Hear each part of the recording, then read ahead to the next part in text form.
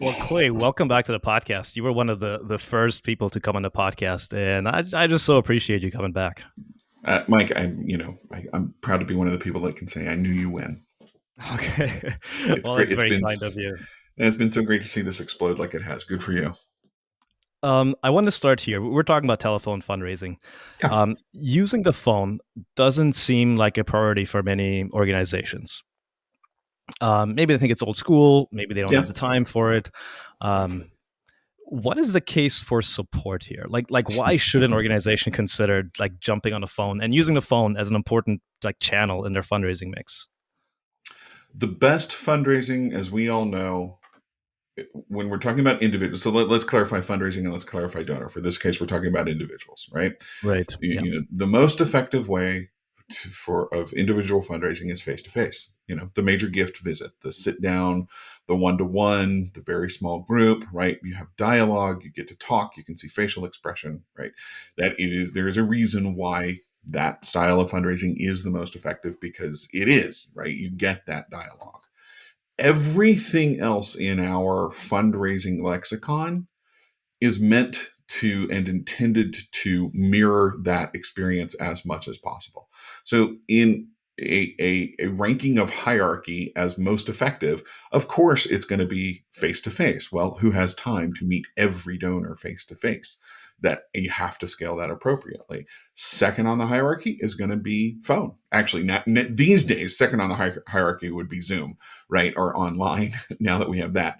And then immediately after that would be phone. Any in a fundraising development nonprofit conversation, any chance you can get to have the one-on-one dialogue, the back and forth, to get to discuss, is going to be more effective than that next tier where you don't have it. So if you can't meet face to face, if you can't meet virtually, then phone is going to be the next best option, because it's also scalable.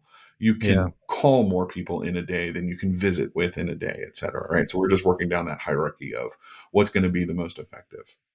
I'm curious how you see this because I'm even as you're talking, I'm thinking an advantage that the phone may even have at certain times over even meeting face to face is that it doesn't require the back and forth to set up that meeting because you're going to go back and forth on when can we meet Correct. and does this work for you. You're just going to call somebody, and it can be more maybe serendipitous when you just call somebody on the spot and you have a conversation. Is that part of it? Can there be a little bit of magic there, or does that make it more is that an objection rather than something Yes that's and no. contributing to, okay. No, yes and no. The spontaneity of phone can work to your advantage, because there's the picking up the phone and calling, and hey Mike, it's Clay from Acme Charities, just wanted to touch base with you. And there's that little bit of a surprise and a little bit of warm, fuzzy, and unexpected, and that can certainly Right. work to your advantage. Yeah. Certainly, if you catch somebody, at the right time. That said, it depends a little bit on what the intent of our phone call is. If the phone call is for solicitation or for cultivation, then I'm going to argue you're going to do better when that phone call is expected and when it's set. So if you can set the time for the phone call, right, that is helpful. I will also argue that your phone calls are, especially now, especially with mobile phones and having to opt in and all of those kinds of things, especially if it's a cultivation or a solicitation call, do everything in your power to proceed and announce the phone call, and it will make the phone calls better. So send an email, send a note card, send a letter. Hey, Mike, in the next few days, I'd like to give you a call and talk to you about Acme Charities and what we're doing here, right? Precede the phone call, because then your phone call can always be, hey, Mike, it's Clay. I'm calling to follow up on that letter that I sent you, Right. Okay. Now you've got right? a So, reason or to the email intro that I into it. sent you, Yeah. Right. right? So Okay. as much as you can precede it, it's going to open that door to the call. Right. Our job, if we're going to using the phone in fundraising, our job is to separate ourselves from quote unquote telemarketing. right? And all the cold calls that we get, and differentiate ourselves from, this is Clay, and I've got news for you about your car Right. warranty, right? Right. To make Um, this be the thing to keep in mind always, always, always, the phone exists for my convenience, not yours, right? When we call somebody, we are asking to be let into their busy day. okay. Right. We are asking to be let into their world for a minute. So everything that we can do to ease that invitation and to make that as pleasant and positive an experience as possible is going to serve to our advantage. Right. And Yeah. then there is also, as you said, there's a little bit for the surprise phone call, the warm fuzzy coming out of nowhere. That's where I also argue always leave a voicemail. I know we don't leave voicemails on phones anymore, but especially if we're calling representing a charity or for a fundraising relationship, leave a voicemail that explains why, Right. right? Okay. And leaving a voicemail also gives you the chance to say thank you, you know and that Right. can always leave a warm feeling, so that when you do call back, it's Mike from Acme, and he left me that nice warm fuzzy voicemail, and that was really kind, and now I'm going to take this call because I know what this is about. Right. Yeah. I mean, in direct mail and emails and everything, we're always trying to make it look like a personal letter from me to you, like a personal email from me to you. The phone, it's very obvious that it is a personal phone call from me to you. You're not asking the donor to suspend disbelief. You're not creating this moment. Like, that's what it is. You are talking to them one on one. Correct. And when we send a direct mail, when we send an email, we're in the midst of a lot of noise, so we're trying to stand out from the noise. The same is true with a phone call, right? Because who calls me? Either people I'm close to or people trying to sell me something. So how do we stand out from that noise as the phone call? And Right. it's right. It really is the same kind of techniques that you use in Yeah. direct mail, in email, in any kind of broad-based solicitation like that. Is how do we stand out? What does it look like? And little things to pay attention to. Like, do you know what your caller ID looks like when it goes out? So what appears on the phone when somebody's calling? Right? Do you know how you sound on the phone? Have you heard yourself leave a voicemail? I know we all hate to hear our own voices, but Right. right, all of those little presence being visible things really do play a role in the phones as well. Right. I've been thinking a lot about what it means to build a community of supporters. Uh huh. And, one of the hallmarks of community is communion. Now, anybody who's grown up in the church is having flashbacks here. But I Totally. don't I don't mean like, let's all, go to the front of the stage and drink wine together and eat wafers, although, um, for some charities that might apply. But I mean just like having like communing with your donors, like sharing, Yes, getting to know each other, right? Um, and the phone, that seems like one of those things that should be part of that mix. absolutely. Completely, totally agree on all fronts, right? And you and I both carry the certificate from the Institute for Sustainable Philanthropy in philanthropic psychology, right? It's identity, it's community.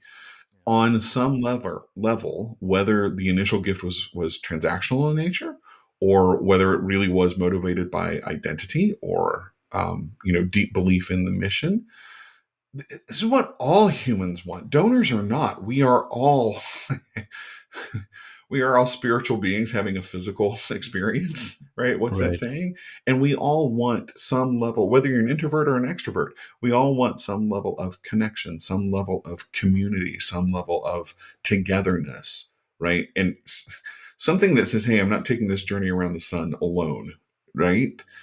And we as fundraisers, through a tool like the phone, can value that and can acknowledge that by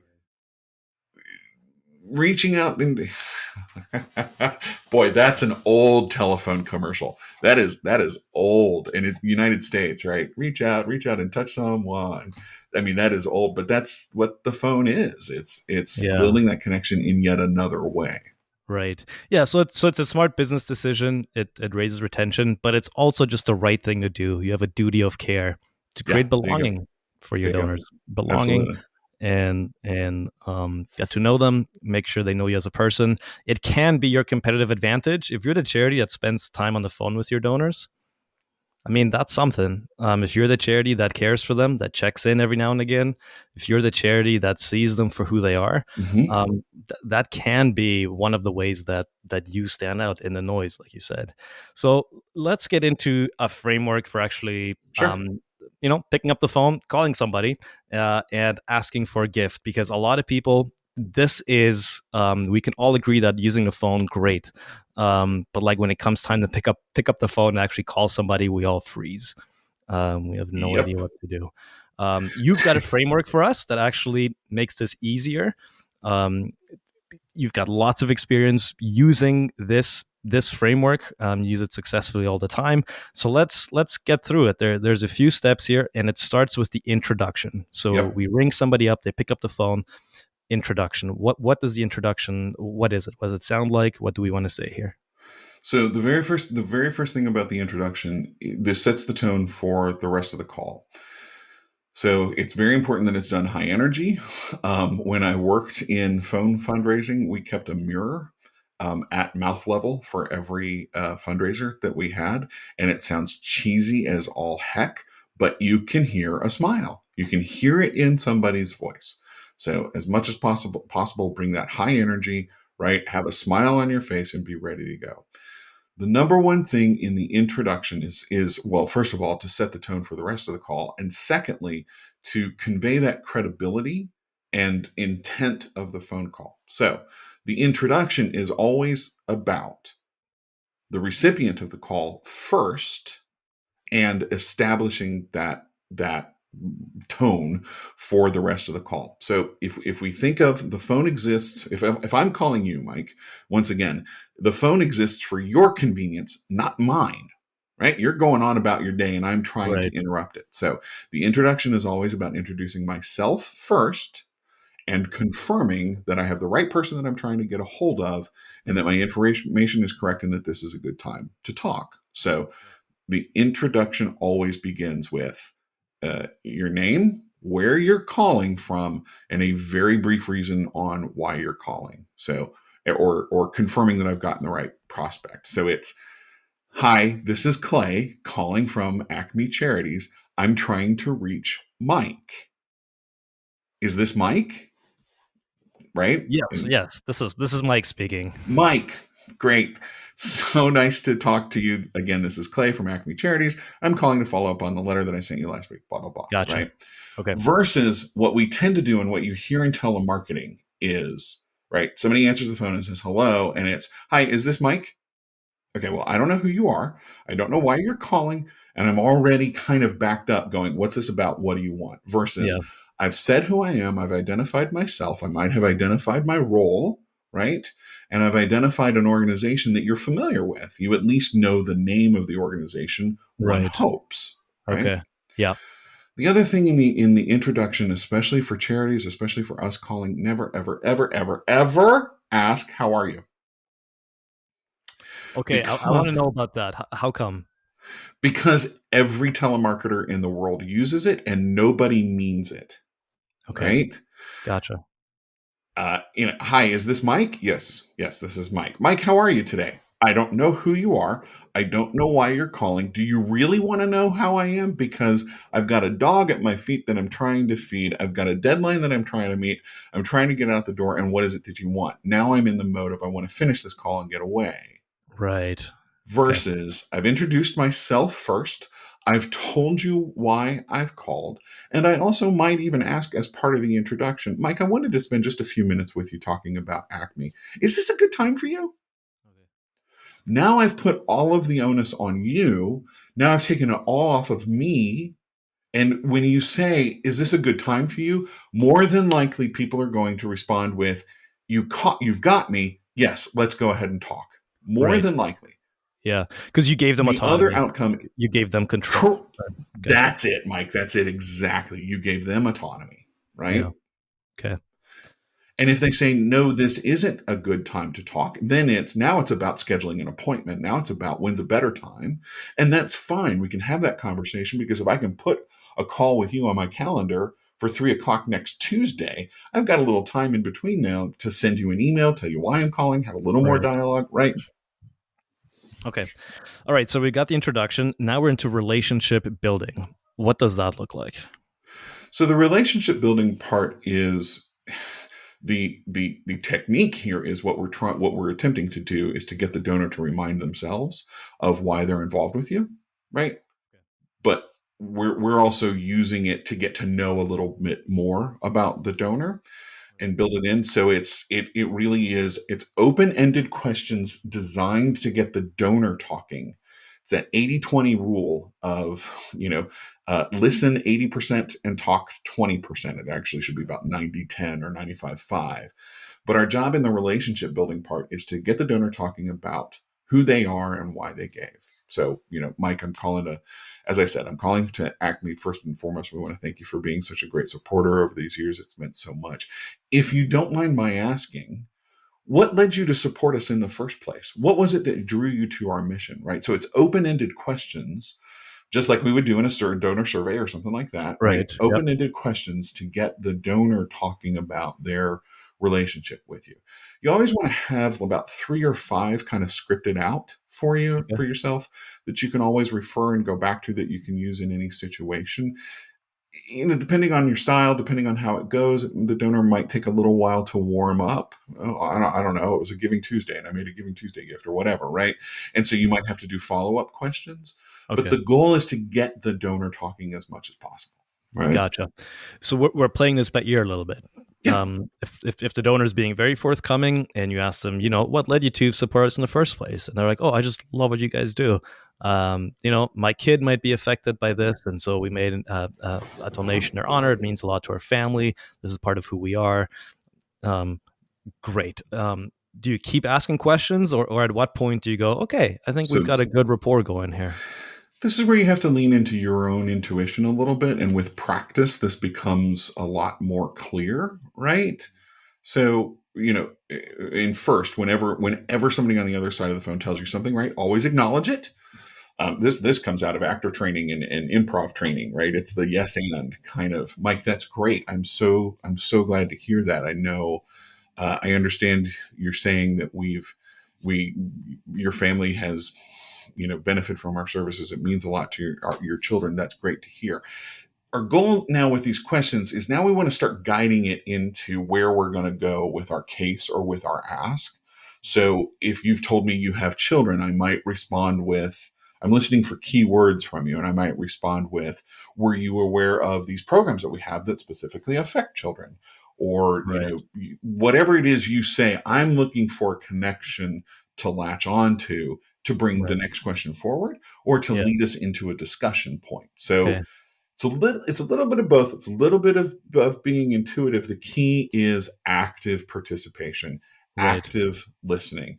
Don't come into the call so scripted with what you want to say that, you might say to me, hey, my children, and I go to, that's great. Let me tell you about our adult programs.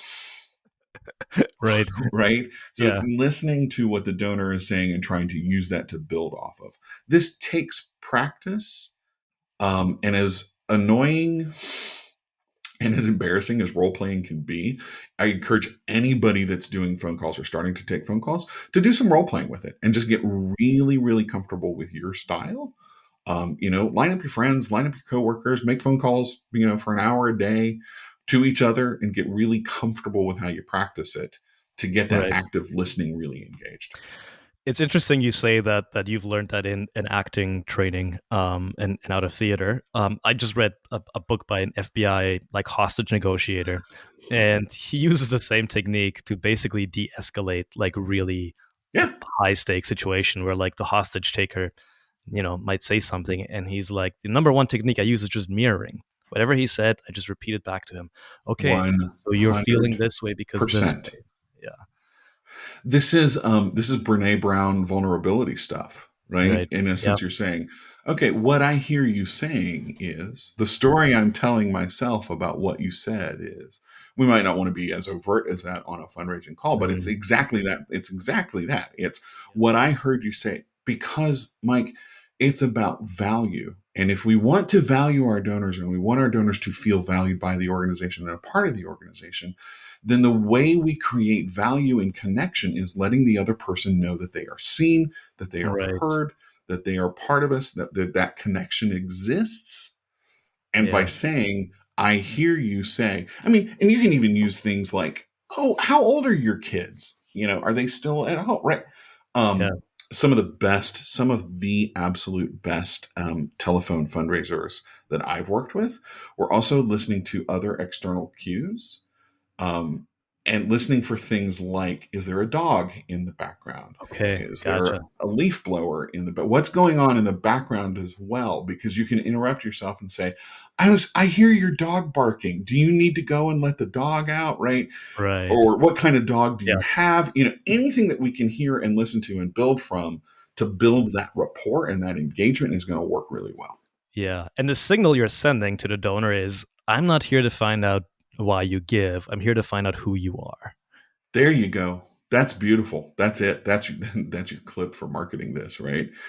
And honestly, if you think about the phone call as I have to make phone calls to make an ask, that's a little bit of the wrong framing. It's I have to make phone calls to find out who donors are and why they give and what's important to them. Yeah.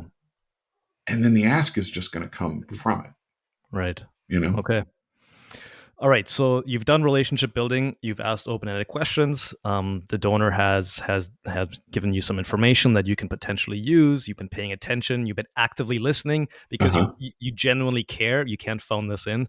Um, Pardon the you're, pun. you're actually like listening, right? And you care. You're listening for background noises. So you've made the intro. You've built a relationship. Now you go into discussion for the case for support. And this is probably where a lot of people's like their palms are going to get sweaty. They're like, oh no, now I got to start talking about the case for support. How can we do this naturally? I think the first step of that is, as a fundraiser, as a representative of an organization, to know your work and what you do and why Right. you do it, right? And I don't, this goes a little bit beyond your elevator pitch, right? It goes a little beyond your mission statement. And in phone fundraising and in really successful fundraising, you really want to have details in front of you, right? Okay. So if our mission at Acme is, to rid the world of ravaging wombats, okay, that's a great goal. But what exactly does that mean? And what are the different programs that we have? And it's just what I was saying earlier. The reason why that relationship building part isn't a step of the phone call that we just check off and go, oh, I've asked 3 open-ended questions. Now I can move into case. The case flows from, so you ask one open-ended question and you get enough information to start talking about a case point, bring it in, Right. right? But sometimes you need 3 to 5 or 5 or whatever. You need that conversation to get to what you're going to bring in. So again, using our example, right? Oh, Mike, I hear you have children. How old are your kids? Oh, they're 6 and 4. My goodness, you have young ones. One of the things that we do, and right, you're going through your list of what do we Gotcha. do? Oh, we have a kids program for, kids of that age. And we can talk a little bit about that program because you're going to weave into the case. You're going to weave in pulling it back to what the donor said. I heard him say he has kids. I Hmm. heard him say he has a dog. We have a program that deals with elementary age children with, therapy dogs, right? And that's a pretty extreme easy example. I know it's not always that easy, but that's what I'm looking for, is can I bring Right. some fact of what we do in the organization back to what the donor has told me their interests are. Okay. So we're building the case. Do we pause and let the donor react, or do we go into the ask, which is the next step? One of the great one of the greatest questions that you can use, is, how does that make you feel? How do you feel about that? What does that sound like to you? Right. So we turn it back to the donor to get what they're feeling about it. If we've done our introduction well and the donor is feeling comfortable with us, if we've done our relationship building well and the donor is feeling comfortable talking to us and we've got a good rapport going, then we say, we do this program over here with, ravaging wombats, and they, it calms them down and makes them, adoptable. How does that make you feel? And hopefully the donor is saying, wow, that's really cool. I didn't know you did that, or I figured that was part of what you do. Right. when we get the donor agreeing with and buying into this case, and this is why, and we all have them as part of the work that we do. Even if we think that our missions are very simple and very straightforward, Hmm. we all have different programs and different elements that we do and different details of things. This is really, really, you want those details so that you're saying this, and then we say, well, how does that make you feel? Oh, that's cool. Okay. Well, this donor didn't latch to this thing that Right. I was talking about, right? So it's having different things to talk about to see where we can find where that interest may be. So Right. if that first interest point isn't there, I'm going to turn it back to and maybe ask another open-ended question or another discussion point of Right. what Okay. I'm fishing for things. Yeah. Mike, I think we also can be transparent in phone calls, because at some point in every phone call, a donor is going to say, get to the point, cut to the chase. What did you call me for? Right. So we can always be there and be prepared, but our goal is to create that sense of comfort and that sense of ease. Right. Think of the analogy this way. If somebody knocks on your door, right, and we might look through the peephole first, we open the door just a crack to see who it is, and then it's what do you want?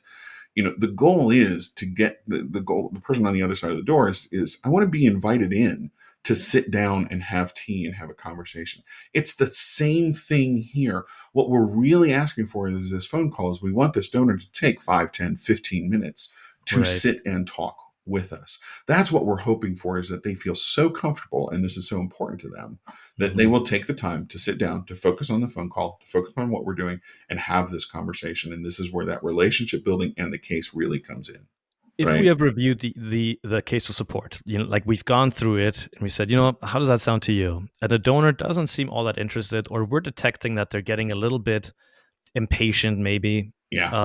Do we say, "Hey, listen, I'm being very honest with you. This is what I was calling you about, and I was hoping you could support this program today.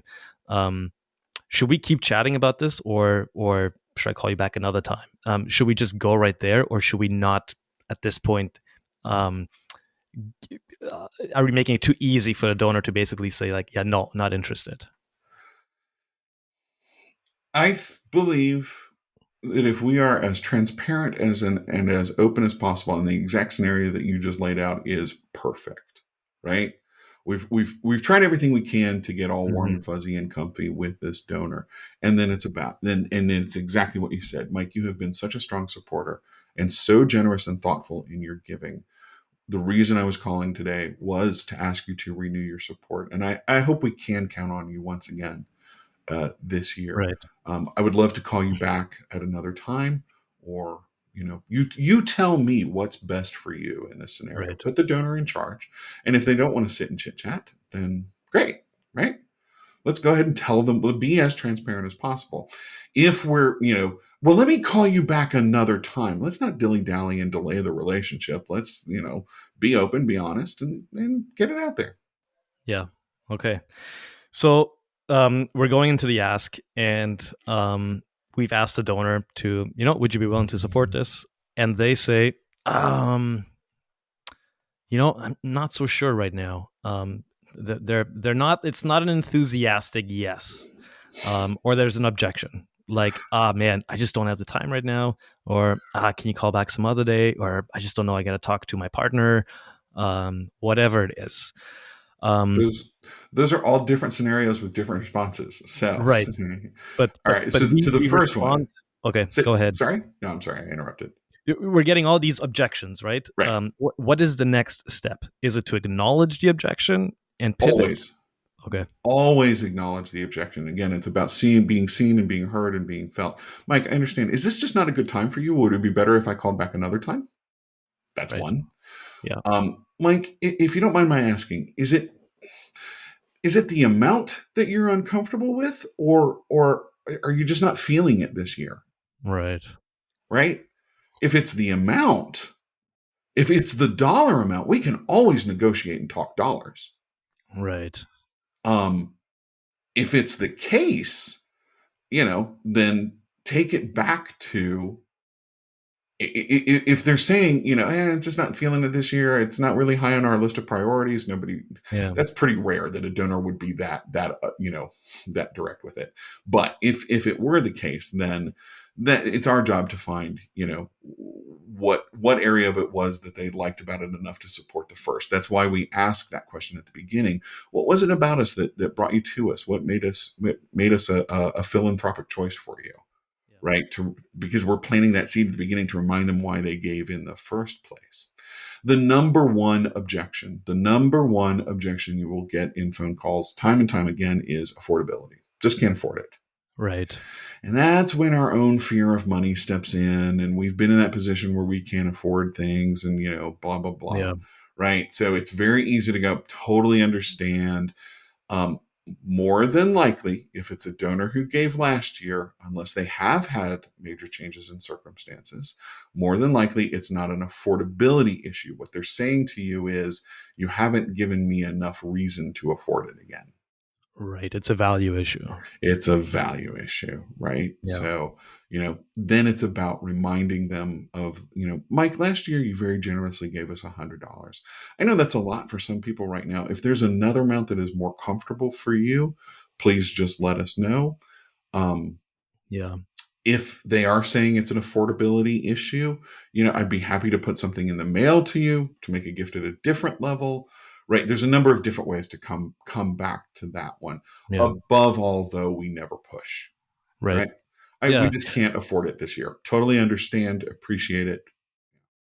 What I like about what you said about reminding them what they gave last year, Yep, and also before going into the asking them if the case for support makes sense for them, yep, and getting them to agree to that is Robert Cialdini's like principles of persuasion, and correct. one of those is consistency. People like being consistent with themselves. Yep, So if I said I like this, then I am that more likely to support it because I want to be consistent with what I just said. correct. If I did $100 last year for the same case of support, and you remind me of that, I may want to be consistent with myself and say, okay, well, it seems low risk. I've already done this. And and yes, agreed with you on persuasion, consistency, absolutely. And people like to be reminded of the values that they exhibited, so we can bring in some of that priming behavior of, Right. right at the beginning in the introduction. Mike, I'm just calling to thank you once again for your gift last year was so thoughtful and generous. It meant so much. And you were so caring in making that gift, right? Those priming words, those priming identity words, thoughtful, generous, caring, right? We frame that at the beginning, and of course you're sitting on the other end of the phone going, that's right, I am a thoughtful, caring, generous person, of course I am. We Right. remind them that they made the gift, right? So we've already put them Yeah. in this position of, well, this is who I am, of course, right? Sure. Yeah, you're reminding them of the best version of themselves. Exactly, yeah, Yeah. precisely. Okay, so you've responded to the objections, and let's just say that the objection was affordability, Sure. and you said, if it's about, we can talk about that. Would a lower amount be more suitable for you at this moment?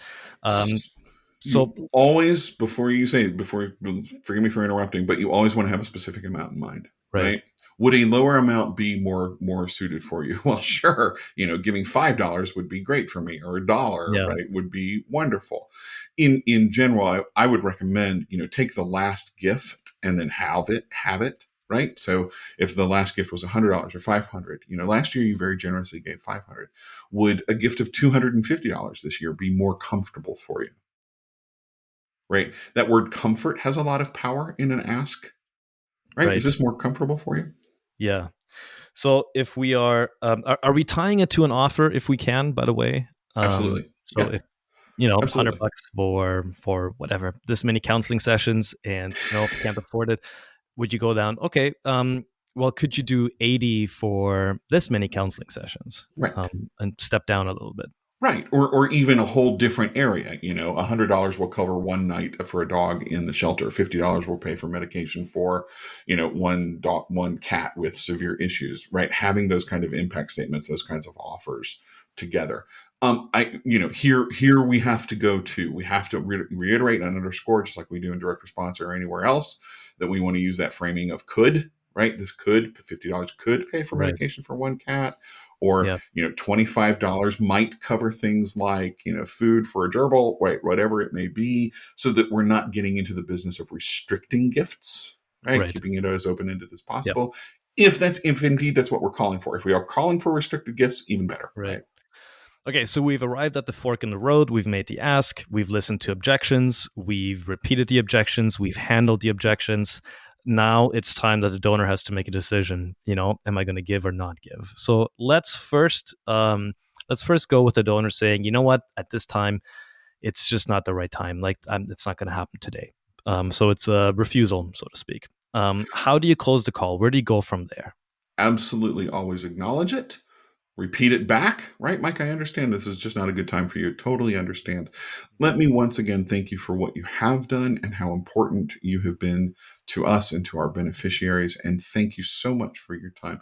If I could, let me call you back in a few months and see if things have changed, if you're interested again, or let me at least keep you in the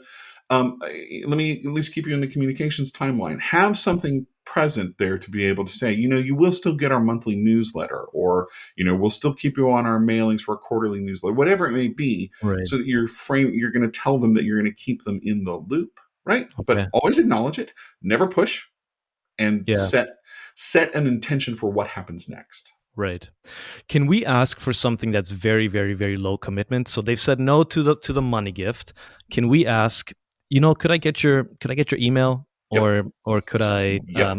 I don't know what else we can ask for, but something else that's very low commitment.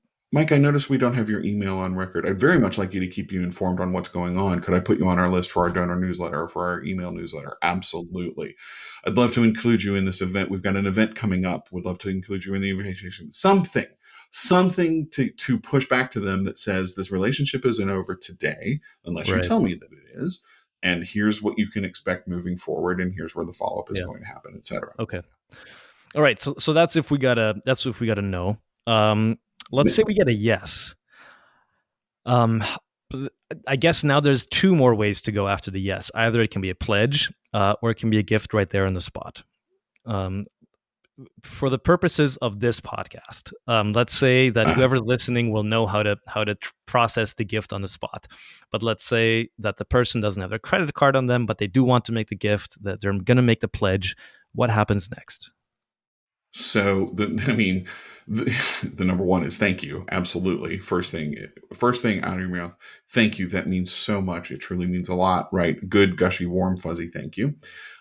And gratitude, and then very specific actions. Would you like for me to take care of that right now? We can do that with a credit card. No, I'd rather, okay. Do I need to send you an envelope with a remit device that you're going to send back? Or Gotcha. can I give you our online giving page so that you can go and make the gift online? Right? Okay. Gotcha. The key is the follow up. So whatever the outcome of the phone call is, there needs to be some follow up, whether it's an email that says, Mike, it was great to talk to you today. Thank you so much. Really appreciated your time. As I mentioned, I'm going to add you to our email newsletter and keep you informed Mhm. of how things go. And I do hope that you'll keep, us in your thoughts, or, in your priorities, right? Or it's, Right. Mike, it was great to talk to you today. Appreciate your commitment to renewing your $100 gift. Here is a link to our online giving page. You can make that gift now, or I have put that letter in the mail to you so that you can send that back, right? Whatever it may be, that there is always some kind of follow up to go. Okay. If we're saying, if the donor says, you know what, I've been driving this whole time. I don't have my credit card on me. Can you Mm-hmm. just send it to me in the mail? I'll complete the gift at that point. We got to put that thing in the mail right away, right? Correct. So if you're making a number of phone calls at once, and I would kind of suggest and recommend that you call several donors at the same time, or whatever it may be. Have those Right. cards sitting right next to you, ready to go.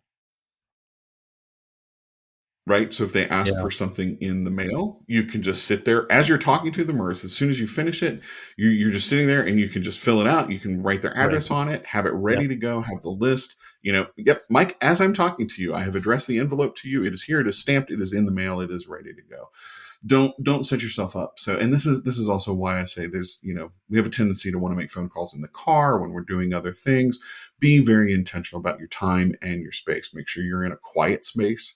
Make sure you've got good cell connection if you're using a mobile phone, and make sure you've got those resources right next to you so that you can do those follow-ups immediately.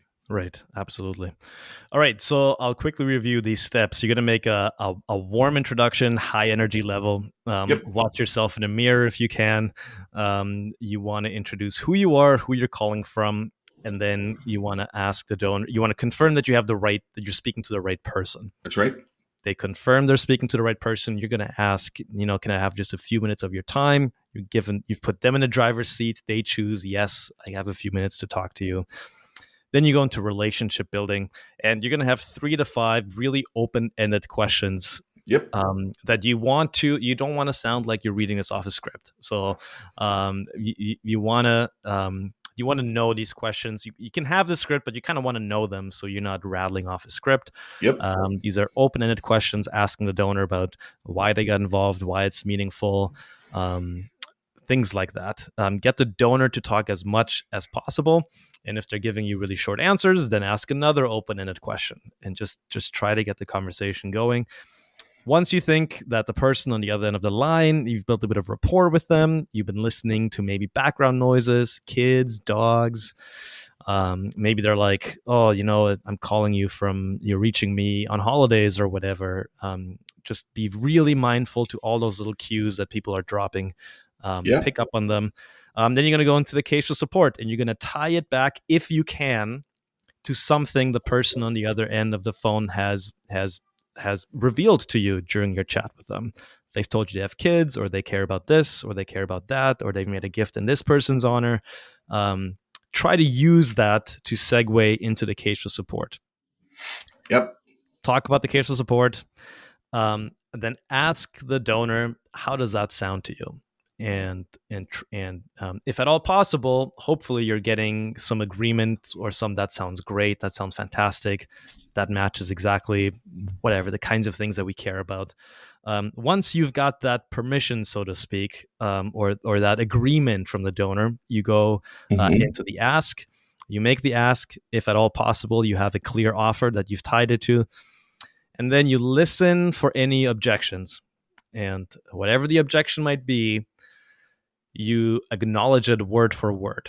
If they correct. say, I just can't afford it, you say, oh, okay, so I'm hearing that you can't afford it. So you repeat exactly their words so they feel seen and heard and understood. You try to address the objections. Yep, And again, completely honest, if there's an objection there, that is unaddressable, you can just be honest and say, okay, well, I'm so sorry to hear that. right. This is actually what I was calling about. And I don't want to waste any more of your time. So if it can't be, it can't be. Let me just add one quick more thing, if I may, about overcoming or listening to objections. Mhm. The first is the two most important words on a phone call. I understand, right? Hey, I'm sorry, we just really can't afford that right now. I understand, Mike. And I've talked with several other people who have said the same thing, right? So you're saying, one, I understand. You're Right. acknowledging, I hear you. I've absorbed it. I get it. And I'm taking any hesitancy that the donor might have Right. on having said that and placing you in context with others, of building community with that way. Oh, Nice. it's not just me who's saying this. Right. I've talked with many others, right? So now I'm bringing you into this whole other Right. world. In a way, this is what we've done for the others, right? This is how they've responded. This gets to persuasion as well, right? It's bandwagon. It's how do we relate Yeah. to others, and we put them in that position with others. I've talked with many others who felt the same way or have had a similar Right. situation, and what they've decided to do is they decided to make a gift of half of what they did last year. If All right, so I've stated it. Now I'm going to step back. I'm going to get away from money. I'm going to come Mhm. away from money and go back into case and relationship building, right? So I understand. I've talked with many others who have felt the same way, and what they've decided to do is make a gift of half of what they had done last year. Mhm. Did you know? I remember you mentioning your dog, right? We take it out, we go back into relationship building, we step away from it a little bit, and then we come back. So, Mike, would Right. renewing your gift this year at $50 be more comfortable for you? Right. Okay, so it's not me against you on opposite sides of the table. It's Absolutely. I'm jumping on the No. same side of the table as you. It's Correct. you and I against a problem, an objection. And by the way, there's many of us on this side of the table. Yes. And here's how, here's how us, the in group, here's how we've fixed it and how we've handled that Yes. objection. Right. Okay. Yes. So Yes. then we're gonna we've called the donor to action, and either it's gonna be yes or no. If it's a Hmm. no, it's just gratitude. Thank you for who you are. Thank you Correct. for everything you've done. Really appreciate this. Can I keep you updated? Is there an email address I can reach you at? Because based on what you've told me before, I think there's some stuff in here you might really be interested in the future, and I don't want you to miss out on it. Right. Um, Maybe try to get an email or something else that you don't have on file from the donor. Right. If it's a yes and there's a pledge, either you say, okay, that's fantastic, confirm the amount, thank them for, again, for who they are, and this the great stuff that they're about to do with their gift. It's the emotional sort of high point right before making the gift. Either process the gift, or if they say, send me something in a mail, or send me an email, or send me a text with the donation page, do that right away. Don't send them Immediately. the email days from now. Don't put the pledge card in the mail days from now. No. Get it done Right. right away. Right. Right. Right. Well, Clay, this is super, super helpful because this is the kind of stuff we're all super afraid of when picking up the phone. But with a framework, with guidance, with some of these questions to ask, I think this is super doable for almost any fundraiser. Just remember that donors are humans. Mm-hmm. You know, in picking up the phone or in person or on the other side of an email, they're just humans who care about stuff, right? And so are we. So that's really all that we're doing is just, as you said, it's the in group, it's the us together, and there are a lot of us on this side of the table, and that's what we're doing. We're inviting you to be a part of it. Right. And it's fundraising, right? Are we calling to make an ask? Yeah. Or are we calling to invite the donor to be a joyful participant in our mission and our vision and our values? And it sounds simple, but a simple reframing of it from being a transactional, making an ask call Mm-hmm. to, right, inviting the donor to renew their commitment to our mission is a very different approach. Right. Yeah, I would much rather be a merchant of joy and hope um, Amen. than make a sales call or a marketing call or whatever you want to There call you it. So, go. 100%. 100%. Yep. Clay, we Agreed. ask every guest who comes on the show, and you know this, you've been on this show. Is there a parting piece of advice, some encouragement that you can give to people who are listening to this show? The fundraisers, the marketers, the leaders who are doing the work of building good in our world day in, day out. Talk. I think that's the best thing we can do. I really do think it's because I'm somewhat obsessing on your statement about communion and community, right? I think the best thing that we can do is just talk with our donors. What's important to them? What are their values? Why are they a part of this? What do they see? And acknowledge that it's the we us together doing all of this work, right? Right. Yeah. That the donor is, you also said it about, right, on this side of the table. You're partnering with us. You're partnering with our staff that's out there on the front line. They're the ones doing the hard work. You're helping enable that. All of us doing this work together and framing our conversations around that, I think Mm-hmm. builds that community and builds that reason why we all do what we do. Yeah. Well, thank you for being part of this community, the Always. Build Good community, and thank you for Thank taking the you. time to hang out with us today. If people want to follow you, if they want to find you, if they want to know more about this kind of stuff, where can they find you? My website is tcbfundraising.com. I am always on Twitter at tclaybuck, and of course tclaybuck on LinkedIn as well. So any of those places are usually a good way to get a hold of me. All right. Well, I look forward to having you back for the third time at some point in the future. That's my goal, Mike. I want to be your most frequent guest. Right. I think you might be. Yeah. All right. Thanks, Clay. I appreciate it. Thank you for making space for this, and thanks for thinking of me when it comes to this. I appreciate it a lot. How was that?